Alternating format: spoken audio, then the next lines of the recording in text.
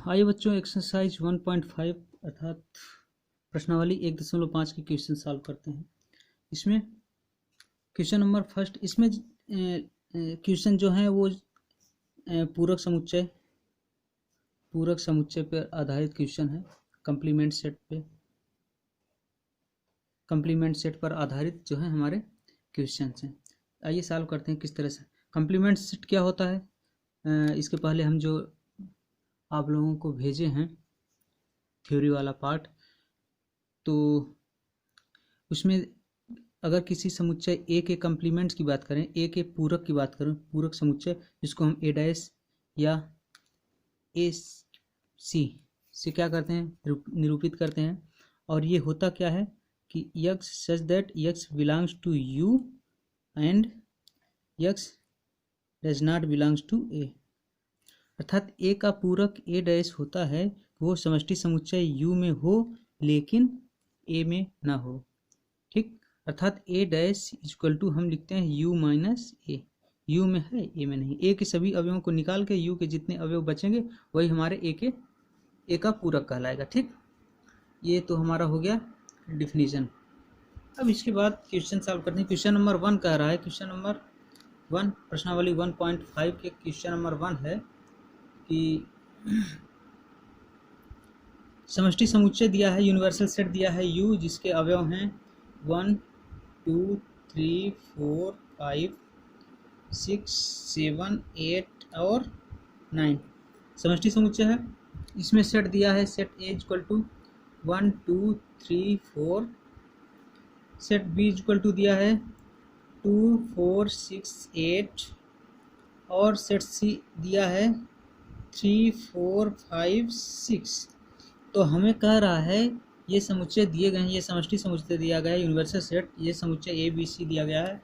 हमें फाइंड क्या करना है, पहला तो ए डैश निकालना है कि ए का पूरक क्या होगा, दूसरे में बी डैश निकालना है बी का पूरक क्या होगा, फिर ए और बी का यूनियन निकाल करके ए यूनियन बी का पूरक क्या होगा, ए यूनियन बी का पूरक क्या होगा, या फिर ए यूनियन सी का पूरक क्या होगा, या फिर बी माइनस सी का पूरक क्या होगा, ये चीज़।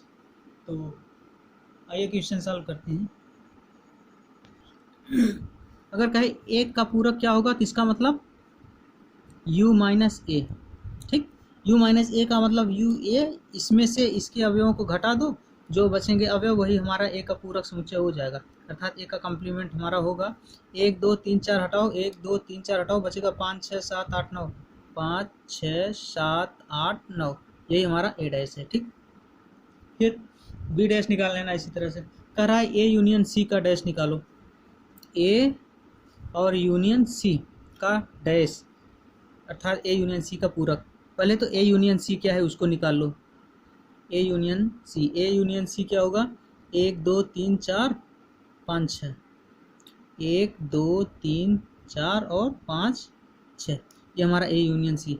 अब कह रहा है ए यूनियन सी का डैश निकालो, ए यूनियन सी का डैश का मतलब कि समष्टि समुच्चय में से ए यूनियन सी का जो है अवयव निकाल दो, तो हमारा ए यूनियन सी का डैश बचेगा। यहाँ पे अवयव क्या है, 1 2 3 4 5 6 निकाल दो, 1 2 3 4 5 6 निकाल दो, बचेगा 7 8 9, 7 8 9। इस तरह से हमारा ए यूनियन सी डैश हो गया। इसी तरह से बी माइनस सी का डैश है, बी माइनस सी का पूरक समुच्चय निकालना है। तो बी माइनस सी का पूरक समुच्चय निकालने के लिए सबसे पहले हम बी माइनस सी ज्ञात करेंगे। बी के अवयव में सी के अवयव घटाएंगे तो आएगा बी माइनस सी। फिर बी माइनस सी का जो आ रहा है अवयव, उन अवयवों को हम समष्टि समुच्चय यू के अवयवों से घटा देंगे, तो जो आएगा वही हमारा बी माइनस सी का पूरक होगा। ये हुआ क्वेश्चन नंबर 1। उसके बाद क्वेश्चन नंबर 2। क्वेश्चन नंबर 2 है कि if U equal to A B C D E F G H then find the complements of the following set. कह रहा है यदि कोई समष्टि समुच्चय यू इस तरह से दिया गया जिसके अवयव A B C D E F G H हैं, तो हमें कह रहा है कि ए के पूरक निम्नलिखित समुच्चय दिए गए हैं। ए समुच्चय दिया है जिसके अवयव दिया है ए बी सी, बी दिया है जिसका अवयव है सी दिया है, इसके अवयव दिए गए हैं डी दिया है इसको। कह रहा है इन सभी के पूरक निकालिए। तो पूरक बता दिया किस तरह से होता है, इसके अवयव में से इसके अवयव घटाओगे, जो बचेगा वही हमारा ए डैश होगा। ए डैश मतलब ए बी सी निकाल दो, बचा डी ई एफ जी, डी ई एफ जी, ये हमारा क्या हो गया, ए डैश हो गया। इस तरह से क्वेश्चन नंबर 2 सॉल्व कर लो। फिर आता है क्वेश्चन नंबर 3। क्वेश्चन नंबर 3 कहता है कि taking the set of natural numbers as the universal set, write down the complements of the following set. कह रहा है कि अगर प्राकृत संख्याओं को एक समष्टि समुच्चय मान के, प्राकृत संख्याओं को समष्टि समुच्चय मान करके निम्नलिखित जो समुच्चय दिए गए हैं उसका क्या निकालो, पूरक निकालो। ठीक, क्वेश्चन नंबर 3 में प्राकृत संख्या को समुच्चय को सार्वत्रिक समुच्चय मानते हुए निम्नलिखित समुच्चयों के पूरक निकालो। अर्थात यहाँ पे हमारा यूनिवर्सल सेट क्या दिया है, प्राकृत संख्याएं 1 2 3 4 5 और इस तरह से जितनी भी हैं। फिर इसमें एक बता दे रहा हूँ, कौन बता दूँ, तीसरा बता दे रहा हूँ, बाकी सब इसी तरह से होंगे पूरक। तीसरा में कह रहा है कि x such that x is a positive multiple of 3।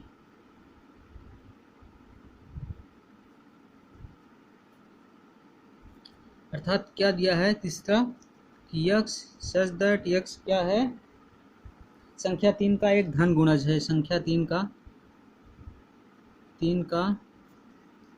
एक धन गुणज है, इसका हमें पूरक निकालना है। इसको समष्टि समुच्चय माना है और इसका हमको पूरक निकालना है। इसका पूरक निकालने के लिए एक मतलब इसमें से जितने भी ये इसके अवयव होंगे उसको घटा दो, वही आएगा पूरक। इसका अवयव अगर रोस्टर रूप में लिखोगे तो क्या होगा, 3 का एक धन गुणज क्या होगा, 3 होगा, 6 होगा, 9 होगा, 12 होगा, 15 होगा, 18 होगा, 21 होगा। इस तरह से जितने भी 3 के क्या हैं गुणज हैं वही होंगे हमारे क्या, 3 का धन पॉजिटिव मल्टीपल्स होंगे। ठीक, तो कह रहा है इसको घटा करके अगर मान लो ये बी है तो हमारा इसका पूरक निकालो। पूरक का मतलब बी डैश, बी डैश क्या हो जाएगा, इसमें से इन अवयवों को घटा, इन संख्याओं को घटा दो तो वही हमारा होगा, क्या होगा, 1 होगा, 2 होगा, 3 नहीं होगा, 4 होगा, 5 होगा, 6 नहीं होगा, 7 होगा, 8 होगा, 9 नहीं होगा, 10 होगा, 11 होगा, 12 नहीं। इस तरह से हमारा जो बनेगा वो हमारा क्या हो जाएगा, बी डैश हो जाएगा इसका पूरक। अगर इसको हम किस में लिखें, सेट बिल्डर फॉर्म में लिखें तो क्या लिखेंगे, x such that x belongs to N, x किस में है, यक्स बिलोंग्स टू एन और क्या है, 3 का मल्टीपल नहीं है, x such that x belongs to N और यक्स 3 का गुणज नहीं है। या इंग्लिश में लिखोगे तो क्या लिखोगे, X such that x belongs to N और X is not multiple of 3। ठीक, X is not multiple of 3। बस इसी तरह से और जो है उनको अपने से कर लो, कोई बहुत टफ नहीं है, सब क्वेश्चन हो जाएंगे। क्वेश्चन अगर सॉल्व करना नहीं बनेगा तो कमेंट करना, बता देंगे।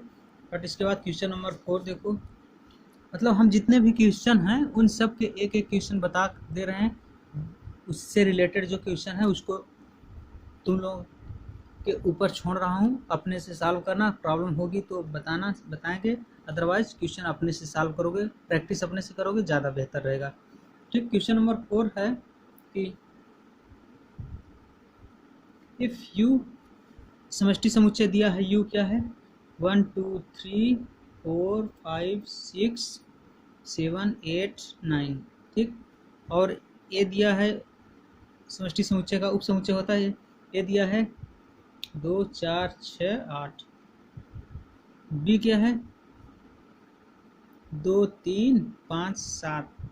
तो कह रहे वेरीफाई दैट, वेरीफाई क्या करना है, number 1 A union B dash equal to A dash intersection B dash. Number 2 A intersection B का dash equal to A dash union B dash. ये हमको वेरीफाई करना है। सबसे पहले ये बताओ, ये 2 स्टेट दिए गए हैं, ये 2 दिए गए हैं पॉइंट्स, ये क्या हैं, ये पॉइंट्स क्या हैं। हम जो थ्योरी वाली नोट्स भेजे हैं फोटो, उसमें हम बताए हैं कि ये क्या है, ये होता है डिमॉर्गन्स लॉ। डिमॉर्गन के नियम है, गन के नियम। ठीक, कह रहा है कि डिमॉर्गन के नियम को क्या कीजिए, प्रूफ कीजिए। ठीक, वेरीफाई कीजिए ये समुच्चय ले करके। तो ये समुच्चय ले करके वेरीफाई करना है तो वेरीफाई करो। अगर ये समुच्चय न दिया हो, सिर्फ बोले कि डिमॉर्गन्स लॉ को प्रूफ और प्रूफ डिमॉर्गन्स लॉ को अगर वेरीफाई करने के लिए बोले, सिर्फ ये कहे इतना दे दे और कहे कि इसके बराबर है, इसको प्रूव करो, किस तरह से प्रूव होगा उसको भी बताऊंगा, बट पहले इसको जो एग्जाम्पल के थ्रू है इसको देख लो। इसके लिए क्या करोगे, इधर जो है पहले ये निकाल लो, इधर जो है दोनों इसको निकाल लो, दोनों अगर इक्वल आ जाए तो प्रूफ हो जाएगा। ए यूनियन बी का डैश निकालना है, इसका मतलब U minus A union B निकालना है, यही तो होता है पूरक। ए यूनियन बी का पूरक क्या होगा, समष्टि में से हम ए और बी के क्या करें, यूनियन को, सम्मिलन को घटा दें तो हमारा ए यूनियन बी का पूरक निकल आएगा। ए यूनियन बी का पूरक पहले निकाल लो, क्या है ए यूनियन बी का पूरक क्या होगा, ए और बी का पूरक क्या होगा, ओ सॉरी पूरक नहीं, यूनियन क्या होगा, ए और बी का यूनियन क्या होगा, 2 होगा, 3 होगा, 2 होगा, 4 होगा, 6 होगा, 8। इसके अवयव लिख डालो, फिर इसके अवयव लिख डालो। इसके अवयव 2 तो हम लिख चुके हैं, 3 लिख लो, फिर 5 लिख लो, फिर 7 लिख लो, ये हो गए ए यूनियन बी हो गए। अब कह रहा है इसका पूरक बताओ, ए यूनियन बी का पूरक, ए यूनियन बी का पूरक।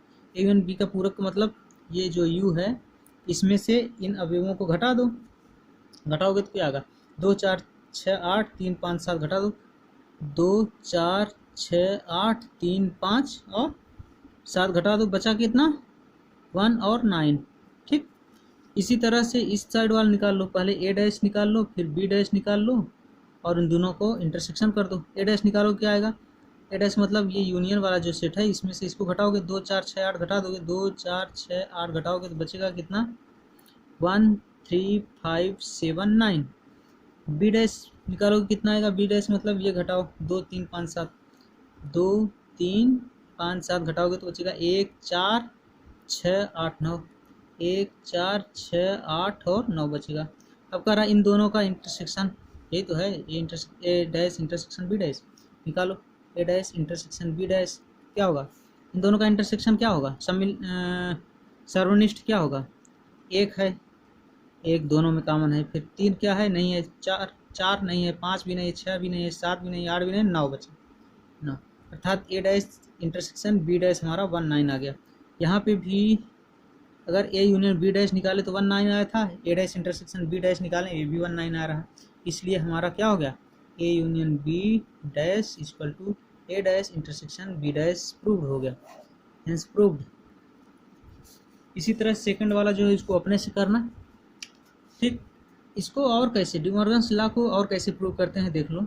मान लो अगर दिया है ए यूनियन बी का डैश ए डैश इंटरसेक्शन बी डैश, सिर्फ इतना कहे कि इसको प्रूव करो, कैसे करोगे, इसको प्रूव करने का मतलब दो समुच्चय को इक्वल दिखाना है, प्रूव करना है। तो दो समुच्चय को इक्वल प्रूफ करते हैं तो क्या करते हैं, इस समुच्चय के अवयव को ले करके इस समुच्चय के अवयव दिखा दो और इस समुच्चय का अवयव इसमें दिखा दो तो प्रूव हो जाएगा। दो समुच्चय ए और बी कब इक्वल होंगे, कब बराबर होंगे, जब ए के सारे अवयव बी में हो और बी के सारे अवयव किस में हों, ए में हो, तो हमारा ए और बी जो है इक्वल हो जाएंगे। इसी तरह से ए यूनियन बी डैश के सारे अवयव यदि ए डैश इंटरसेक्शन बी में होंगे और ए डैश इंटरसेक्शन बी डैश के सारे अवयव अगर इसमें हो जाए तो हमारा क्या हो जाएगा, हमारा प्रूव हो जाएगा। मान के चलो, माना x belongs to A union B inter dash, हम ये मान के चल रहे हैं कि यक्स ए यूनियन बी के डैश का अवयव है और हम इसको इसमें दिखा दें और फिर इसका वाला अवयव इसमें दिखा दें तो हमारा प्रूव हो जाएगा। ये है तो इसका मतलब अगर x A union B dash में बिलोंग्स कर रहा है, इसका मतलब यक्स बिलोंग्स कर रहा है यू में और x does not belong to A union B. क्यों, यक्स अगर बी में है, यू में है और यक्स ए यूनियन बी में नहीं है, तभी तो यक्स ए यूनियन बी के डैश में होगा। ठीक, क्योंकि जानते हो यदि X belongs to A dash, इसका मतलब क्या होता है कि X belongs to U and X does not belongs to A, यही तो होता है। और यदि ये है तो इसको हम ये भी लिख सकते हैं। ठीक है, तो अर्थात अगर ये है तो हम इसको ये लिख सकते हैं। फिर इसको हम क्या लिखेंगे, यक्स बिलोंग्स टू यू, और इसको X does not belongs to A union B को हम क्या लिखेंगे, X does not belongs to A और x does not belongs to B. बताए हैं कि अगर X does not belongs to A union B तो इसका मतलब क्या होता है कि यक्स ए में भी नहीं होगा और बी में भी नहीं होगा। ठीक, अब देखो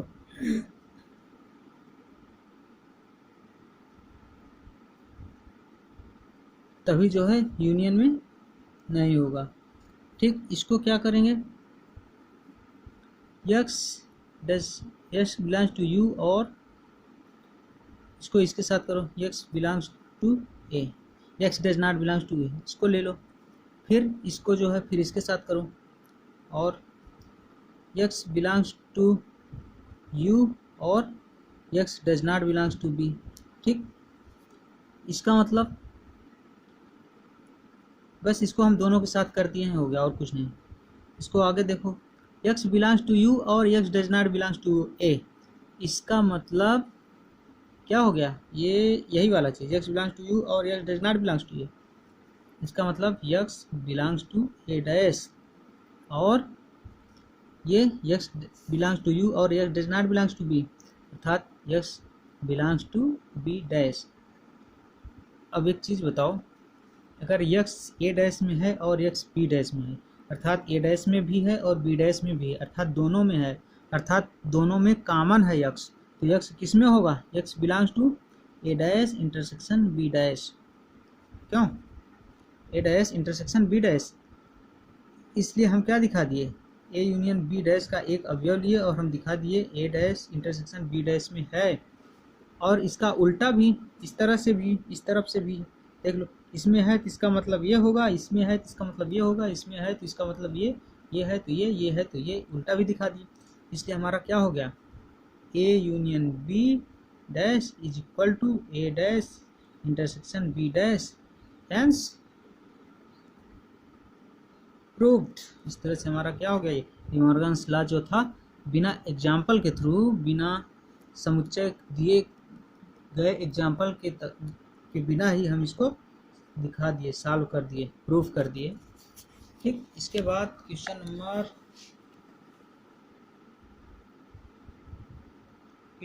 5, क्वेश्चन नंबर 5 का रहा है ड्रॉ एप्रोप्रिएट वेन डायग्राम, अर्थात वेन डायग्राम बनाना है किसका, निम्नलिखित में से प्रत्येक के लिए उपर्युक्त वेन डायग्राम बनाइए, वेन आरेख खींचिए।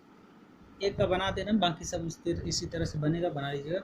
कह रहा है ए, पहला वाला है 5वें का पहला, ए यूनियन बी डैश का हमें वेन डायग्राम बनाइए, ए यूनियन बी का बी डैश का वेन डायग्राम बनाइए। वेन डायग्राम का मतलब ये हमारा क्या होगा, समष्टि होगा। कह रहा है ए और बी के यूनियन को, सम्मिलन को नहीं, सम्मिलन के पूरक को हमें वेन डायग्राम के थ्रू शो करना है।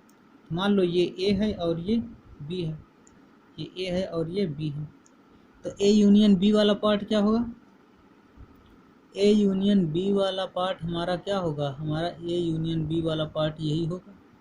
ठीक, ये हमारा पूरा का पूरा क्या हो गया, ए यूनियन बी, बट हमें ए यूनियन बी नहीं दिखाना है, तो हमें दिखाना क्या है, ए यूनियन बी का डैश, अर्थात इसके बाहर का, ए यूनियन बी के बाहर का भाग दिखाना है। बाहर का भाग मतलब ये, इन सब को क्या कर दो, शेड कर दो, छायांकित कर दो, तो ये हमारा छायांकित वाला पार्ट जो है ये हमारा क्या होगा, ए यूनियन बी का डैश होगा, ये वेन डायग्राम होगा। इसी तरह से और हम इनको भी बना लेना। क्वेश्चन नंबर 6 कह रहा है, question number 6 Venn diagram simple ही होता है। क्वेश्चन नंबर 6 कह रहा है कि let U be the set of all triangles in a plane.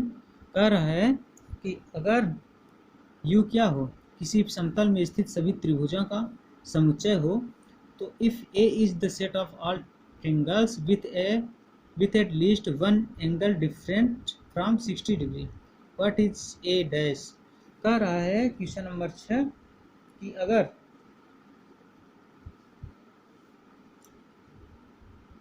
किसी समतल में स्थित सभी त्रिभुजों का समुच्चय सार्वत्रिक समुच्चय मान लिया जाए, तो और ए को उन सभी त्रिभुजों का समुच्चय मान लो जिनमें कम से कम एक कोण 60 अंश से भिन्न है। एक कोण 60 अंश से भिन्न है, तो ए डैश क्या होगा, ए डैश क्या होगा, यू है सभी त्रिभुजों का समुच्चय। ए क्या है कि ऐसे त्रिभुजों का समुच्चय जिनमें कम से कम एक कोण क्या हो, 60 अंश हो, एक कोण 60 अंश हो। तो हमारा ए डैश क्या होगा,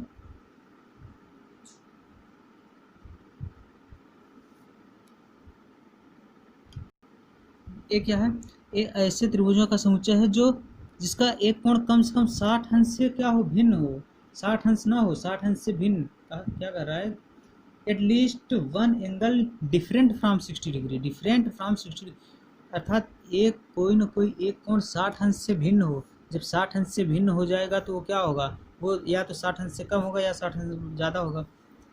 ठीक, तो ए डैश हमारा वो त्रिभुज होंगे जिसका हर एक कोण क्या हो, 60 अंश हो, हर एक कोण 60 अंश हो। तो हमारा ए डैश निकल के आएगा क्या है, सभी समबाहु त्रिभुजों का समुच्चय, समबाहु त्रिभुजों का समुच्चय, अर्थात ए डैश हमारा क्या निकल के आ रहा है, set of all equilateral triangles, सभी समबाहु त्रिभुजों का समुच्चय हमारा ए डैश मिल जाएगा। ठीक, उसके बाद क्वेश्चन नंबर 7 है कि fill in the blanks to make each of the following a true statement. कह रहा है निम्नलिखित में जो खाली स्थान है उसमें उचित क्या कीजिए, भरिए, और ऐसा भरिए कि क्या हो जाए कि हमारा स्टेटमेंट जो है ट्रू हो जाए, सत्य हो जाए। ठीक, अर्थात जैसे पहला दिया है ए यूनियन ए डैश बराबर खाली स्थान, करा A union A dash equal to खाली स्थान। अब यहाँ पे हम क्या भर दें कि ये हमारा जो है क्या हो जाए, सही हो जाए, एक स्टेटमेंट बन जाए सत्य वाला। एक बात बताओ, ए और ए डैश का यूनियन निकालोगे तो क्या आएगा, ये सेट ए है। ठीक, ये वाला पार्ट, अंदर वाला पार्ट पूरा सेट ए है, बाहर वाला पार्ट क्या होगा, ए डैश होगा। u माइनस ए ही तो होता है, अर्थात u में से ए घटा दो तो वही ए डैश होता है, अर्थात ये बाहर वाला पार्ट हमारा ए डैश होगा। ये वाला ए है, बाहर वाला ए डैश है, तो ए और ए डैश का यूनियन क्या निकलेगा, ये वाला भी सारा का सारा, अर्थात यहाँ पे क्या हो जाएगा, समष्टि हो जाएगा, अर्थात यहाँ पे u होगा। जैसे तीसरा वाला क्या है, ए इंटरसेक्शन ए डैश कह रहा है, ए ये वाला और इसके बाहर वाले का इंटरसेक्शन, तो ए और ए डैश में क्या कुछ भी कॉमन मिलेगा, कुछ भी कॉमन है, ए और ए डैश में कुछ भी कॉमन नहीं हुआ, इसलिए ये क्या होगा, पाई होगा। इस तरह से सॉल्व होंगे। ठीक, तो एक्सरसाइज 1.5 कंप्लीट हो गई। इसके और क्वेश्चन जो छूटे हैं, बचे हुए हैं, तो उसको आप लोग अपने से सॉल्व कीजिएगा। ठीक है।